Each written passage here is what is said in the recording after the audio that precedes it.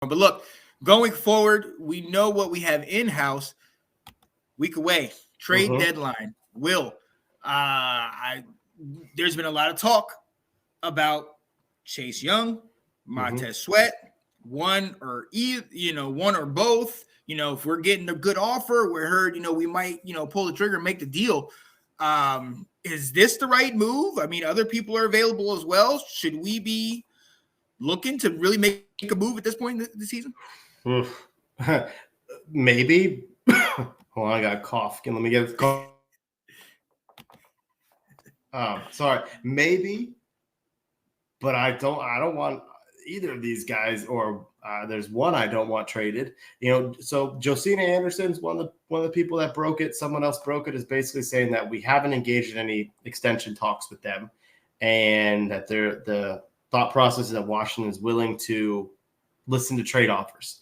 Now, from one of the reports, just one, it's saying that they might be able to fetch a third-round pick for one of these guys. Might be able to, but it's not looking too good. I mean, what did Philly just give up for that safety from the Titans? Is here's Johnny still around? He might know. I think it might have been a 6th-round pick, and I'm pretty sure Byard's an all-pro safety. So my thing, as usual, is the compensation is not going to be worth it.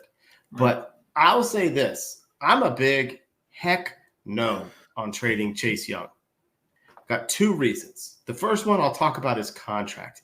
You have the ability to franchise this guy next year and come back. And you kind of could easily do that to him. You have the ability to kind of control him for one more year. So if you've got another coaching staff in place, they can evaluate them. All right. And I feel the same way about kind of Montez. It's like, I wouldn't want to get rid of him now, because what if another coaching staff sees something and they're interested in can use him in a different way? And I wouldn't want to lose that. But also right now, I think Chase is outplaying Montez this year. I've become a big fan of not sacks, but percentage of pass rush wins. How are you affecting the play? And Chase has had a pretty darn good season with that. At one point, a couple of weeks ago, he was in the top 5 of defensive ends with that, along the likes of the Bosas, and stuff. And so I just feel like it's important that we keep him on this team and let hopefully the next coaching staff figure out what they want to do with him.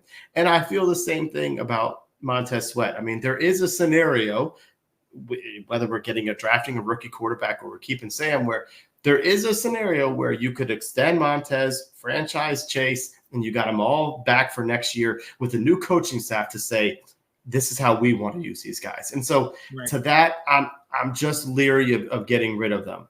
So I'm gonna let you decide. You chime in, but then I do have somebody that I would trade. Okay. No, I honestly, I mean, it's weird because we think about how bad the game was this last week, but then one of the only other bright spots was Montez and Chase and their performance. I mean, to have them both play as well as they were able to play, it just makes you think, wow, man, do we really want to, if these guys are finally kicking it into gear, like, do we really want to go ahead and move on from them? And then it goes back to what you're saying as far as what are we going to get from them?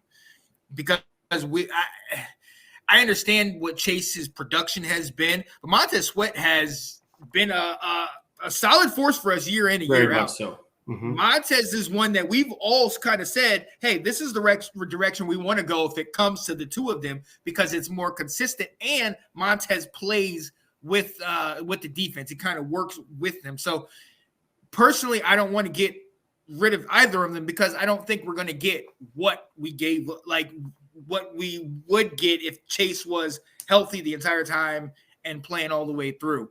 In my mind, as far as what I would look for, I mean, or maybe potentially trade away.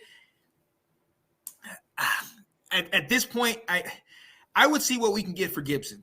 Yes. And I don't want to get rid of him per se, but it's almost like McKissick last year. Once Samuel started getting into the offense and Robinson started taking control, Gibson is just kind of odd man out right now. And now that Crowder's back on the return game, Gibson's really kind of losing his role. So yes, that's kind of where a lot of people have been leaning. We know about the injury issues. That's my thought. What is your thought? Who would you trade away? Gibson was the guy. I mean, I think what solidified it was the fact that they gave the ball to Rodriguez in the second half of the Giants game. Yeah. They were able to basically say, you're not a runner for us. And so if they like B-Rob and Rodriguez, then there's no reason to keep Gibson. And that's one where I would take a fifth. I would take a sixth. I kind of subscribe to it on this one, Ab's theory of give me something. Give me something for nothing. And not because, I like Gibson, but this scheme's not working for him. These coaches aren't using him. So why keep him around? Let him go someplace, because he's going to walk at the end of the season. My only concern, going back to the Chase and Montez conversation, what are we getting for these guys for the last 4 years of this offensive line? Throw out the fact that all 4 of them were first-round picks. Every game, announcers talk about our defensive line. Yep. And yet there are moments or throughout the game or throughout the season where have they ever been menacing?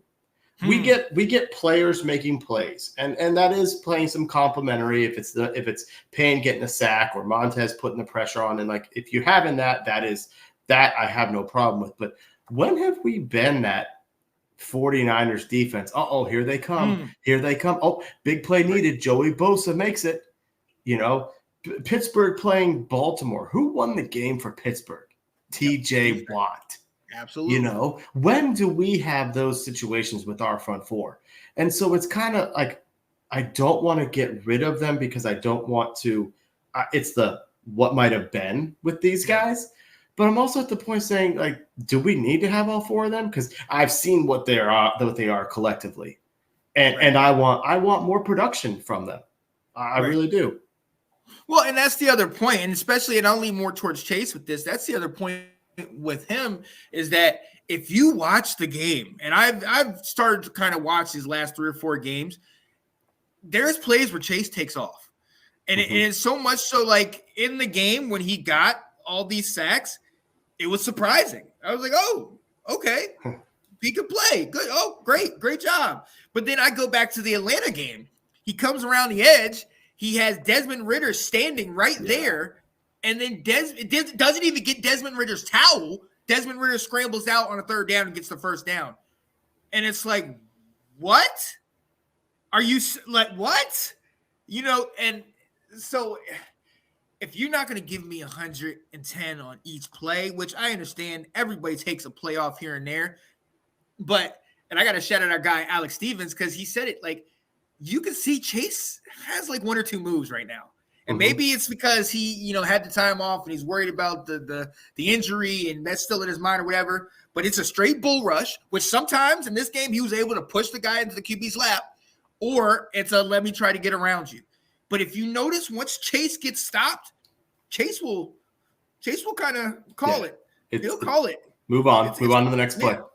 Right. Yeah. And that's that. No, I mean, and I get it. Like, not everybody's going to do that. But for where we got him and what he's supposed to be and what people will still give him the benefit of the doubt of being, no, I need a whole heck of a lot more. Let's not forget that, what was it, 2 years ago, before the year he got hurt, him and Montez talking about they're going to break the tag team sack record or whatever. Right. You know what I mean?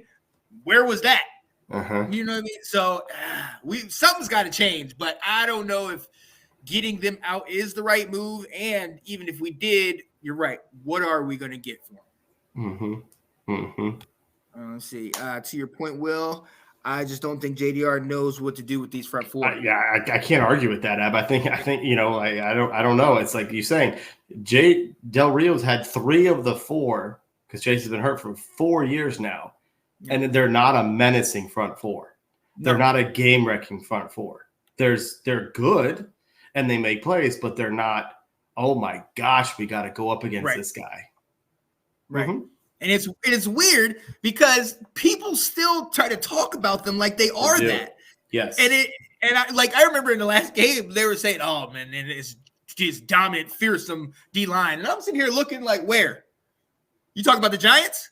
Because it's certainly not us right now. He's right. There are definitely more, but that kind of goes back to, Ab's comments about his scheme, because those are the plays that like Casey Toohill makes. They do have there are times where they have each of them playing in a contained setting, and not just pin your ears back and rush every single time. Right. Yeah. Johnny said a bull rush is fine if you can outbull the majority of the linemen you play. Sadly, that was the comment after going into his second year. Basically, they're saying, hey, you ain't going against Indiana right now. These guys have seen your moves. You need to be coming up with something, because his number one is using a bull rush to get past people. Mm-hmm. And I'm gonna be very honest with you, and I think this helped him out his first year in the league when he got Rookie of the Year. Like when he was in college, like you talk about playing Indiana and stuff like that. A lot of people, he beat them before he even got on the field because they were feared. Oh, here's the big bad Chase Young, and that carried in that first year. But I think he kind of, I think I was talking to you about this. I think he kind of still thinks that people fear him like that. Right. And those O-linemen are just saying, I'm not scared of you. Right. You think Trent Williams is scared of him? Come on now. Come on. So, yeah, look, we will see. Is there anybody else outside of Gibson? Yeah. We'll see what Washington does. We'll see how things play out at this particular point. But, hey, let us know who you guys think should potentially come, trade over. Absolutely. Love the comments. Thank you so much for everyone who's chiming in. This has been fun. Absolutely. Absolutely. Dun, dun, dun, dun, dun, dun, dun, dun. Let's go. The Washington Commanders. There it is.